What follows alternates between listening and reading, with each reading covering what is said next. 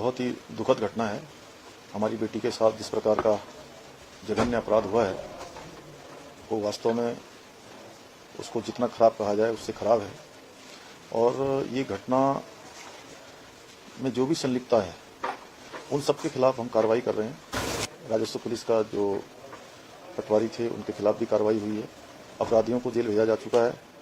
जो रिजॉर्ट सरकारी भूमि पर और वन भूमि पर है उस पर ध्वस्तीकरण की कार्रवाई चल रही है। साथ ही साथ फॉरेंसिक जांच भी उसकी हमने कहा है कि जल्दी से जल्दी हो, साक्ष्य वहां पर बने रहें, इसलिए कुछ कमरों को सील किया गया है प्रशासन के द्वारा। वहीं चूँकि पुलकित आर्य जो जिसको पूरी तरह से इसमें आरोपी बनाया गया है, पुलिस ने जेल में डाल दिया है। उनके पिताजी को और उनके भाई को जो पिछड़ा आयोग में उपाध्यक्ष थे उनको हटा दिया है। पार्टी से भी हमारे प्रदेश अध्यक्ष जी ने निष्कासित कर दिया है। एक एसआईटी रेणुका देवी उप महानिरीक्षक उनके नेतृत्व में गठित कर दी है, जिससे कि इसमें दूध का दूध हो, पानी का पानी हो, जांच पूरी चले, कोई भी इसमें न छूटे, हर पहलू जांच के दायरे में आ जाए। कोई भी कितनी भी दूर हो, कोई भी अपराधी हो, उसके खिलाफ कार्रवाई होगी और सख्त कार्रवाई होगी। हमारी बेटियों के साथ, हमारी बहनों के साथ, उत्तराखंड की मातृशक्ति के साथ इस प्रकार का व्यवहार बिल्कुल भी सहन नहीं किया जा सकता है।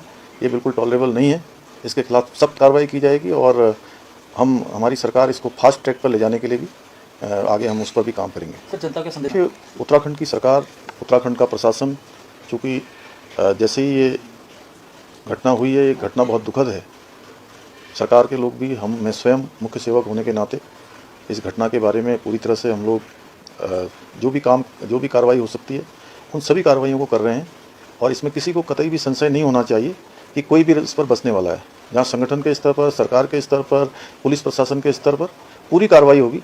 कोई इसमें बचने वाला नहीं है, किसी भी कीमत पर कोई छूटने वाला भी नहीं है। देखिए, जितने भी इस प्रकार के अपराधी तत्व हैं जो संगठनिक रूप से अपराध करते हैं, जिन्होंने सरकारी भूमि पर, वन भूमि पर अतिक्रमण करके अपने रिजॉर्ट बनाए हुए हैं, सभी जिलाधिकारियों को हमने निर्देश दिए हैं कि सबकी जाँच करें और जहाँ भी इस प्रकार का अवैध निर्माण पाया जाता है वहाँ पर कठोर कार्रवाई करें।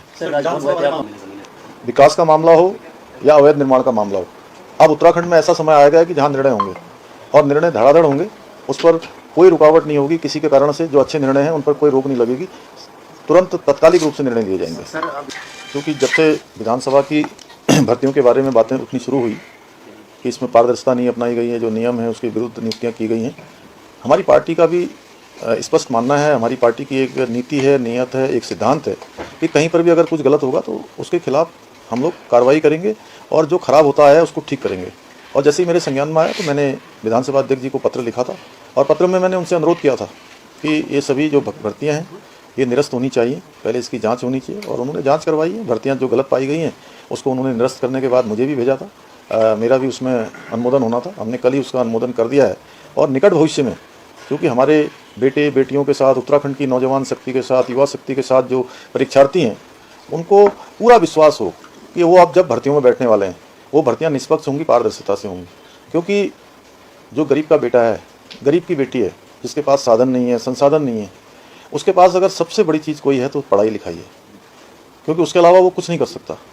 अगर वो एक काम कर सकता है, जो पढ़ाई कर सकता है, अपनी अच्छी शिक्षा प्राप्त कर सकता है, और उसमें भी अगर धोखा हो तो उससे बड़ा और कोई धोखा नहीं हो सकता, उससे बड़ा कोई अपराध नहीं हो सकता।